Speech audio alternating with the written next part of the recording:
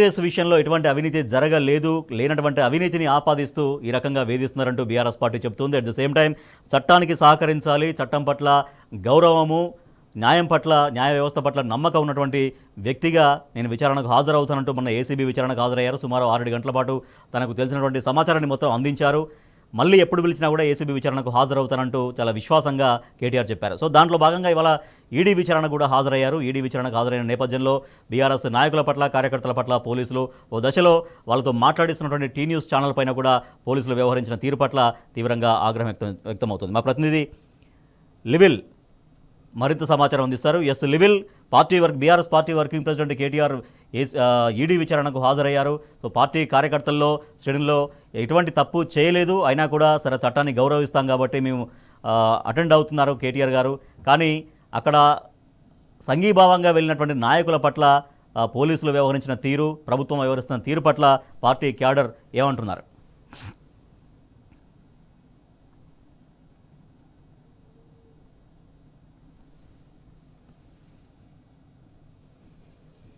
పాలనలో ఏం చేయలేక ఆనాడు బీఆర్ఎస్ ప్రభుత్వం చేసిన అనేక అభివృద్ధి కార్యక్రమాలను, అనేక రికార్డ్స్, అంటే ఒక అభివృద్ధి కార్యక్రమాలే కాదు, 10 ఏళ్ల తెలంగాణలో దేశానికి ఒక దిక్సూచిగా తెలంగాణ రాష్ట్రాన్ని నిలిచారు. అందులో భాగంగా ఫార్ములా ఈకి సంబంధించి అనేక రాష్ట్రాలు, అనేక దేశాలు పోటీపడ్డాయి ఫార్ములా ఈ రేసు నిర్వహణ కోసం. కానీ తెలంగాణలో ఒక పెట్టుబడులకు స్వర్గధామంగా ఉన్న తెలంగాణ రాష్ట్రానికి ఆనాడు ఐటీ శాఖ మంత్రిగా, ఇండస్ట్రీ శాఖ మంత్రిగా ఉన్న బీఆర్ఎస్ వర్కింగ్ కేటీఆర్ తెలంగాణ రాష్ట్రానికి ఫార్ములా తీసుకొచ్చి తెలంగాణ ఖ్యాతిని మరొక్కసారి ప్రపంచ పటంలో నిలిపారు. అందుకు అనుగుణంగా ఫార్ములా ఈ రేసు హైదరాబాద్ నగరం వేదికగా జరిగింది.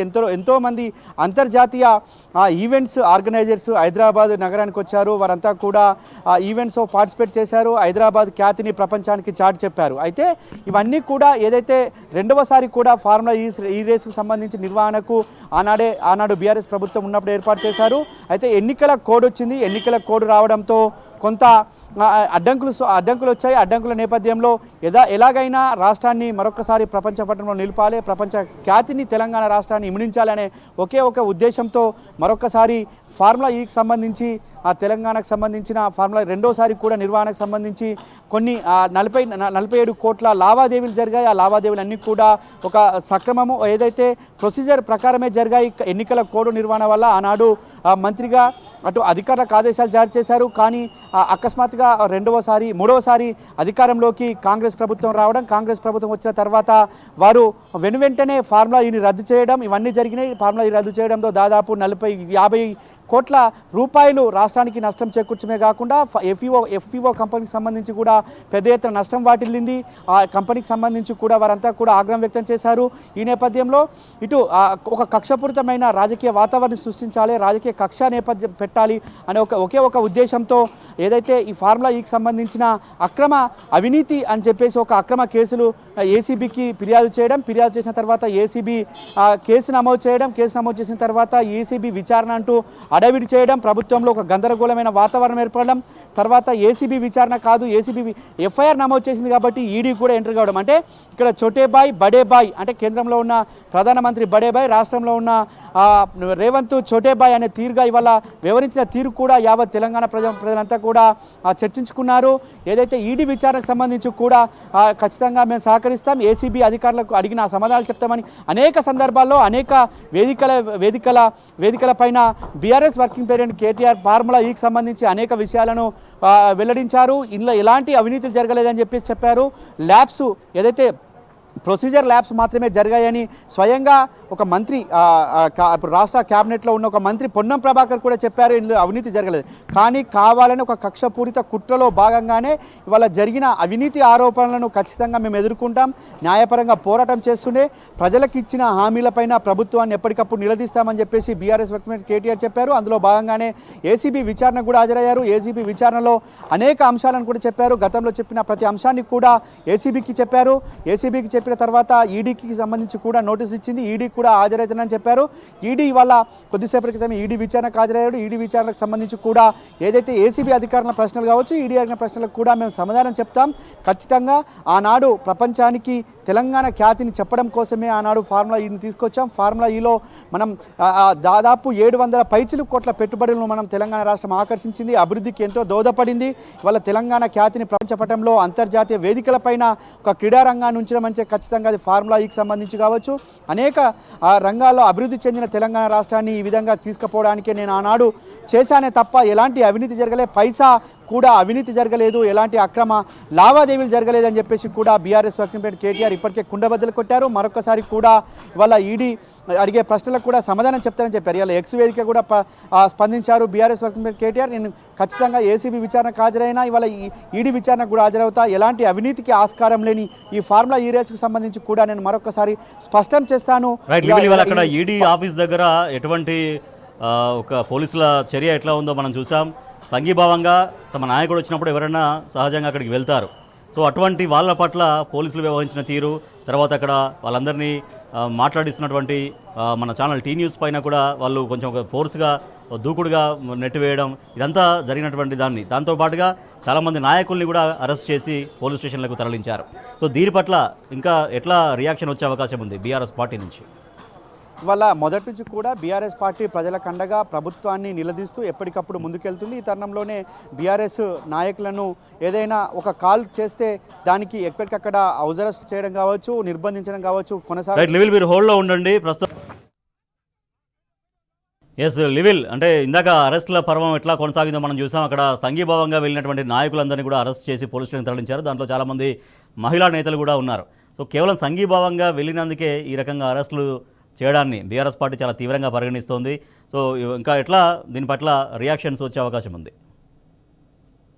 ఏదైతే అక్రమ అరెస్టులు కావచ్చు, అక్రమ నిర్బంధాలు కావచ్చు, ఇవన్నీ కూడా కొనసాగుతున్నాయి. మొన్నటికి మొన్న కౌశిక్ రెడ్డి పోలీస్ స్టేషన్కి వెళ్తే కూడా అక్కడ కూడా అక్రమ నిర్బంధాలు చేశారు. ఎర్రోల శ్రీనివాస్ ఇంటికి అర్ధరాత్రి హంగామా సృష్టించారు.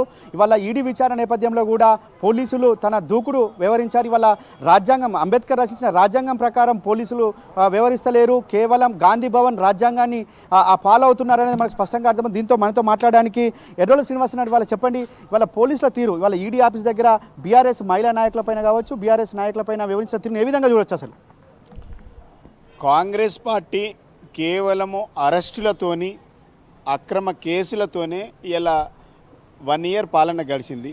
ఇంకా 4 సంవత్సరాలు కూడా అట్లే చేయాలనేటువంటి భావనలు ఉంది. మా పార్టీ వర్కింగ్ ప్రెసిడెంట్, మాజీ మంత్రిగా పనిచేసిండు. హైదరాబాదును ఇమేజ్ని పెంచడానికి ఆయన శాయశక్తిలో కృషి చేసిండు. ఇలా ఈడీ ఆఫీస్కు స్వచ్ఛందంగా వెళుతామని చెప్పిండు. పార్టీ ఆఫీసుకు కూడా రాకుండా, ఎవరికి చెప్పకుండా కూడా తాను స్వచ్ఛందంగా చట్టం మీద గౌరవంతో, న్యాయస్థానాల మీద గౌరవంతో, ఇలా మీరు ఎన్ని కుట్రల కేసులు పెట్టినా డెఫినెట్గా మేము నిజాయితీగా నీతిగా ఉన్నాం కాబట్టి మేము ఎలాంటి వాటికి ఆటంకం కలిగించుంటే ఆయన స్వచ్ఛందంగా వెళ్ళిండు. మా నాయకుడు వెళ్ళిండు కాబట్టి డెఫినెట్గా కార్యకర్తలు అన్నట్టు, పార్టీ నాయకులను, ముఖ్యులు అంటారు వెళ్ళడం సహజం. ఎందుకంటే సోనియా గాంధీని అరెస్ట్ చేసినప్పుడు, రాహుల్ గాంధీని అరెస్ట్ చేసినప్పుడు కూడా మీరందరూ కూడా ఉన్నారు కదా. ఇలా మేము మీలాగా విధ్వంసాలు సృష్టించట్లేదు, మీలాగా అలజడు సృష్టించలేదు. శాంతియుతమైనటువంటి వాతావరణంలో మద్దతుగా అక్కడ ఉండవచ్చు మా నాయకులు. కానీ మీరు ఇష్టం వచ్చిన తీరులో లాక్కెళ్ళి, కాలర్ పట్టుకొని లాక్కెళ్ళి గుంజికెళ్ళడం ఎంతవరకు సమంజసం? అంటే ఇలా హైదరాబాదులో ఒక భయానక వాతావరణం సృష్టించడానికి కాంగ్రెస్ ప్రభుత్వం కుట్రలు చేస్తూ ఉన్నది. నిజంగా మీకు చిత్తశుద్ధి ఉంటే, మీకు నిజంగా దమ్ము ధైర్యం ఉంటే, మేము మాట్లాడుతున్నందుకే కదా మీరు అక్రమంగా కేసులు పెడుతూ ఉన్నారు. మీ 6 గ్యారంటీలు ఏమైతున్నాయి అని అడుగుతున్నందుకే కదా మా మీద కేసులు పెట్టి ఇలా ఇబ్బందుల పాలు చేస్తున్నారు. మీరు 400 హామీలు ఇచ్చిండ్రు, ఏమైనా అని అడుగుతున్నందుకే కదా ఇలా మా మీద కర్కశంగా లాఠీలతో కొడుతూ ఉన్నారు, మా పార్టీ కార్యాలయాల మీద దాడులు చేస్తూ ఉన్నారు, ఇక నిర్బంధ పాలన నడిపిస్తూ ఉన్నారు కదా. ఇందిరమ్మ రాజ్యం తెస్తా అన్నటువంటి కాంగ్రెస్ పాలకులు ఇలా ఎమర్జెన్సీ పాలన తెచ్చిండ్రు. ప్రజాస్వామ్యబద్ధమైనటువంటి పరిపాలన నడిపిస్తామన్నటువంటి కాంగ్రెస్ పార్టీ ఇలా అప్రజాస్వామికంగా, అక్రమంగా అరెస్టులతోని, నిర్బంధాలతోని ఇలా ఈ పరిపాలన 400 రోజులు గడిచింది. ఇలా 13 నెలల్లో మీరు చేసింది ఈ రాష్ట్ర ప్రజలకు ఏంటంటే అక్రమ కేసులు, తప్పుడు కేసులు, అన్యాయంగా ప్రశ్నిస్తే జైల్లో పెట్టి ఇలా ఇండ్లల్లో నిర్బంధించేటువంటి పరిస్థితి తీసుకొచ్చింది. సోనియా గాంధీ 6 గ్యారెంటీలు ఇస్తే 7వ గ్యారెంటీ నేను ఇస్తున్నా, ప్రజాస్వామ్య పాలన తెస్తాం, ప్రజాపాలన తెస్తామని చెప్పింది. ఏది నీ ప్రజాపాలన? 6 గ్యారెంటీలు ఏమైనందుకు మమ్మల్ని అరెస్ట్ చేస్తూ ఉన్నారు. 420 హామీలు ఎందుకు నెరవేర్చలేదన్నందుకు మా మీద అక్రమంగా కేసులు పెట్టి జైల్లో పెడతా ఉన్నారు. ఇలా కేటీఆర్ గారు హైదరాబాద్ ఇమేజ్ని పెంచడానికి ఈ ఫార్ములా తీసుకొస్తే ఇలా ఈ ఫార్ములాతోని దాదాపుగా 600 నుంచి 700 కోట్ల రూపాయలు ఈ రాష్ట్రానికి అదనంగా ఆదాయం వచ్చింది. కేవలం డైరెక్ట్గా ఈ రాష్ట్ర ప్రభుత్వాన్ని నుంచి 71 కోట్ల రూపాయలు ఇన్కమ్ వచ్చింది ట్యాక్స్ రూపంలో. ఇలా పెట్టిందేమో 55 కోట్ల రూపాయలు. నీకు వచ్చిన ఇన్కమ్ ఏమో డైరెక్ట్గా ప్రభుత్వానికి వచ్చినటువంటి ఆదాయము 71 కోట్లు వచ్చింది. ఏం నష్టం జరిగింది? ఇలా 10 సంవత్సరాలల్లో ఈ రాష్ట్రాన్ని, ఈ రాష్ట్ర ప్రగతిని, తెలంగాణ రాష్ట్రాన్ని భారతదేశంలో ఒక అగ్రభాగాన నిలిపితే మీరు 1 ఇయర్ పాలనలో ఈ రాష్ట్రాన్ని 100 సంవత్సరాలు వెనుకకు నెట్టివేస్తూ ఉన్నారు. ఇలా హైదరాబాద్లో రియల్ ఎస్టేట్ అంటే కుదేలైంది. ఇలా నిరుద్యోగులకు ఉద్యోగాలు లేకుండా అయింది. హైదరాబాద్ అంతా అన్నమో రామచంద్ర అని యువత అంతా రోడ్ల మీద తిరుగుతూ ఉన్నది. అంతే లిక్కర్ ఇస్తాం, కిక్కెక్కిచ్చేదాకా తాగండి, రాష్ట్రానికి డబ్బులు చేకూర్చే విధంగా విపరీతంగా డబ్బులు ఇలా మొత్తం మందంతా విపరీతంగా అమ్ముతూ ఉన్నారు. మీరు ఏం నేర్పిస్తూ ఉన్నారు? ఆనాడేమో తెలంగాణనంతా మందుమయంగా చేసిండు అన్నటువంటి ఈ రాష్ట్ర ముఖ్యమంత్రి ఇలా మందు బాబులకు విపరీతంగా మందు పోసి ఇలా విచ్చలవిడిగా మందు నమ్ముతుంది మీరు. ఇలా 39 మంది ఇన్స్పెక్టర్లకు మందు అమ్మకుంటే మెమోలు ఇచ్చి షోకాస్ నోటీసులు ఇచ్చినటువంటి ప్రభుత్వం మీది. ఇలా విద్యార్థులు ఒక రకంగా ఒక సైడ్ ఏమో విద్యార్థులంతా కలుషిత ఆహారం తిని, నాణ్యమైన ఆహారం లేక ఇలా 56 మంది విద్యార్థులు, గురుకులాల విద్యార్థులు చనిపోతే వాళ్ళ మీద రివ్యూ చేయరు. ఇలా విద్యాశాఖ మీద రివ్యూ లేదు, సోషల్ వెల్ఫేర్ శాఖ మీద రివ్యూ లేదు, హోంశాఖ మీద రివ్యూ లేదు. ఇలా ఈ హైదరాబాద్లో, ఈ తెలంగాణలో 3 గంటలకు ఒక రేపు జరుగుతూ ఉన్నది, 5 గంటలకు ఒక కిడ్నాప్ జరుగుతూ ఉన్నది, 7 గంటలకు ఒక హత్య జరుగుతూ ఉన్నది. ఇలా 22% క్రైమ్ రేటు పెరిగింది తెలంగాణలో. ఇలా మీ రాష్ట్రం వచ్చినాక దొంగతనాలు పెరిగినాయి, మీ పరిపాలన వచ్చినాక దొంగతనాలు పెరిగినాయి, మీ పరిపాలనలో రౌడీయిజం పెరిగింది, మీ పరిపాలనలో ఫ్యాక్షనిజం పెరిగింది, మీ పరిపాలనలో అమ్మాయిల పైన అగత్యాలు పెరిగినాయి. ఇలా ఆడవాళ్ళు బయటకు వెళ్ళాలంటే భయం. ఇలా ఆనాడు సీసీ కెమెరాలు పెట్టి దేశానికి ఆదర్శంగా నిలబడ్డాం. ఇదే పోలీసులకు కదా తెలంగాణ పోలీసులకు బెస్ట్ అవార్డు వచ్చింది. ఇలా వేస్ట్ పోలీసులు ఎందుకు మిగిలిపోతూ ఉన్నారు? ఇలా ఎఫ్ఐఆర్ కాపీలు ఎక్కడ తయారవుతున్నాయి అంటే గాంధీ భవన్లో తయారవుతూ ఉన్నాయి. ఇలా పీసీసీ ప్రెసిడెంట్ డిసైడ్ చేస్తూ ఉన్నారు, ఈ రాష్ట్ర ముఖ్యమంత్రి డిసైడ్ చేస్తూ ఉన్నారు, ఇలా క్యాబినెట్లో ఉన్నటువంటి మంత్రులు డిసైడ్ చేస్తూ ఉన్నారు. కేవలం ఇలా పోలీసుల పని పోలీసులు చేసుకొని ఇవ్వడం లేదు, ఇలా పోలీసుల పని డైవర్ట్ చేసి రాజకీయ నాయకులు కేసులు పెడతా ఉన్నారు. కాబట్టి ఇలా తెలంగాణ అంతా ఆగమ్య గోచరంగా దాపురించింది.